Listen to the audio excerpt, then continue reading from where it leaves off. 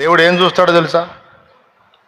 దేవునికి ఇష్టంగా నేను బతకాలి, ఎక్కడ కూడా దేవుడు అభ్యంతరపడే పనులు నేను చేయొద్దు అనే ఆశ వీడికి ఉందా లేదా చూస్తాడు. కొంతమందికి ఆశ ఉంటుంది, కొంతమందికి ఆశ ఉండదు. ఎక్కలేనంత ఎత్తైన కొండ నిటారుగా ఉంది, చాలా ఎత్తుగా ఉంది, నా వల్ల అయితే కాదు. ఒక్కొక్కడు ఏం చేస్తాడంటే అసలు ఆశ తీసేసుకుంటాడు. అసలు మన వల్ల గాలి యాడెక్కుతాం, వేస్ట్. ప్రయత్నమే వ్యర్థం, ప్రయత్నమే వ్యర్థం, అనవసరం, జరగదు. దీన్ని రాజీ పడిపోతాడు. ఇలా రాజీ పడిపోయే వాళ్ళంతా పాపానికి చిక్కి బందీలై ఎఫెక్ట్ అవుతారు. దేవుడు కూడా వాళ్ళని వదిలేస్తాడు, ఎందుకంటే వాడికి ఆశ లేదు. ఏమన్నా అర్థమవుతుందని నేను చెప్పేది? ఏం లేదు, ఆశ లేదు. ఆశ గల్లోడు ఏం చేస్తాడో తెలుసా? కనీసం ఎక్కడానికి ట్రై చేస్తాడు, 4 మెట్లు ఎక్కి మళ్ళీ పడతాడు అనుకో, పడ్డోడు మళ్ళీ ఆడే కూర్చోడు, మళ్ళీ ఎక్కుదామని మళ్ళీ ట్రై చేసి ఈసారి ఇంకో 2 మెట్లు 6 మెట్లు ఎక్కి మళ్ళా కింద పడతాడు. దేవుడు అంటాడు, ఎందుకురా పడుతున్నావు అనడు. సరే ఎక్కడానికి ట్రై చేస్తున్నాడు, ప్రయత్నం అయితే చేస్తున్నాడు, పడుతున్నాడు, ఎక్కుతున్నాడు, పడుతున్నాడు, ఎక్కుతున్నాడు. వీడికి విసుగొచ్చి విరమించుకుంటున్నాడా, మళ్ళా ట్రై చేస్తున్నాడా అనేది చూస్తాడు. ఆ ఆశ నీలో ఉన్నంత వరకు దేవుని చేతిలో నువ్వు ఉన్నట్టే.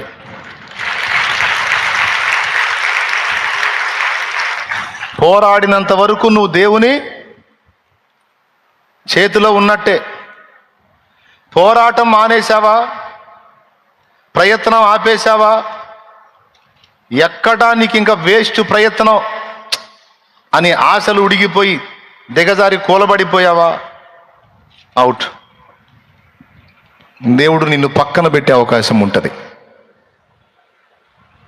ఒకవేళ నీ గుండెల్లో ఎక్కాలన్న ఆశ మాత్రం నీలో స్థిరంగా ఉన్నట్టయితే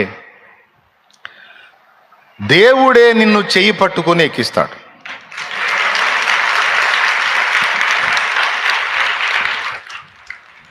అందుకే దావీదు అన్నాడు, దేవా, నా కళ్ళ ముందు ఎక్కలేనంత ఎత్తైన కొండ ఉంది, ఎక్కాలన్న ఆశ నాకుంది, ఎక్కలేకపోతున్నాను, ఎక్కడానికి ట్రై చేసి చాలాసార్లు వెళ్ళగలబడ్డాను.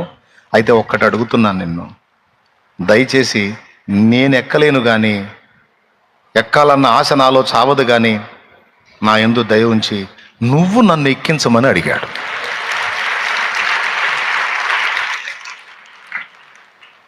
నాకు చెప్పండి, హృదయము దేవునికి ఇవ్వటం సులభమా, శరీరమును దేవునికి ఇవ్వటం సులభమా? పెద్దగా చెప్పాలి. నాకు తెలిసి హృదయమే అంటానని.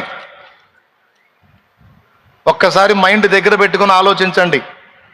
హృదయము దేవునికి ఇవ్వటం సులభమా, శరీరమును దేవునికి ఇవ్వటం సులభమా? అంటే చాలామంది ఫస్ట్ వాడిన డైలాగ్ ఏంటంటే హృదయమే అన్నా, హృదయమే అన్నా. నీకు ఒకటి తెలుసా? హృదయమే నీ ఆలయం క్రీస్తు, నీ నామమే నా అని పాడిన ఆయన హృదయాన్ని ఇవ్వల. ఎస్పి బాలసుబ్రహ్మణ్యం గారు ఇవ్వల.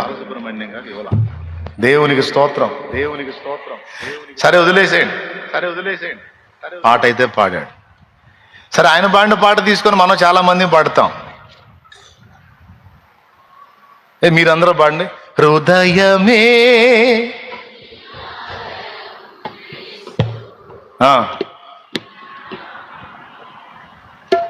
సరే వద్దులే, కష్టపడుతున్నారు. విదితము కాదీలలో ఎవరికి వివరించగని పావన రూపం హృదయమే. సూపర్ ఉంది కదా, సూపర్. అలాగే ఎన్నో పాటలు. నా గుండెలో కొలువై ఉండు, నా హృదయ లోగిలిలో కొలువైన, నా హృదయ లోగిలిలో కొలువైన నా స్వామి, నీ ప్రేమ కౌగిలిలో నన్ను దిగిపోని. ఈ రకంగా పాడమంటే కుప్పలు కుప్పలు పాడతారు. హృదయము దేవునికి ఇవ్వటం సులభమే, ప్రభువా నా హృదయం నీకు ఇచ్చేసా ప్రభువా, తీసేసుకోపో. కానీ శరీరమును దేవునికి ఇవ్వటమే కష్టం. మీ హృదయాలు ఎప్పుడో యేసయ్యకి ఇచ్చారు. మీ హృదయాలు ఎప్పుడో యేసయ్యకి ఇచ్చారు. మీ రాజు ఎవరు? మీ రక్షకుడు ఎవరు? మీ ప్రభువు ఎవరు? ప్రాణప్రియుడెవరు? మీ ఐశ్వర్యం ఎవరు? మీ సుగుణాల సంపన్నుడు ఎవరు? మీ చక్రవర్తి ఎవరు? అంటే యేసయ్యే. మీ హృదయం ఎవరిది? మరి శరీరం? అక్కడ ఉంది పాయింట్. హృదయమును ప్రభువుకి ఇవ్వటము సులభమే. దేవా నా హృదయం ఇదిగో నీకు ఇచ్చుచున్నానని చెప్పుట సులభమే, కానీ దేహమునిచ్చుట ఏ కష్టము. హృదయముని చేశావు, మారు మనసు పొందావు, బాప్తిస్మం పొందావు, క్రీస్తు రక్తంలో కడగబడ్డావు. నా హృదయ రాజువు నువ్వే. ఏమండి,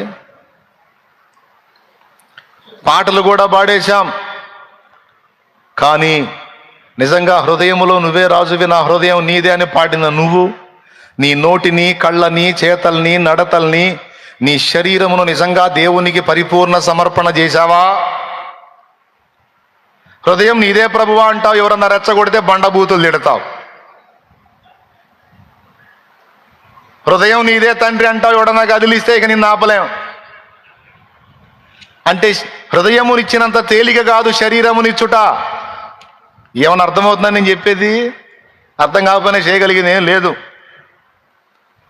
శరీరమునివ్వటము కష్టము.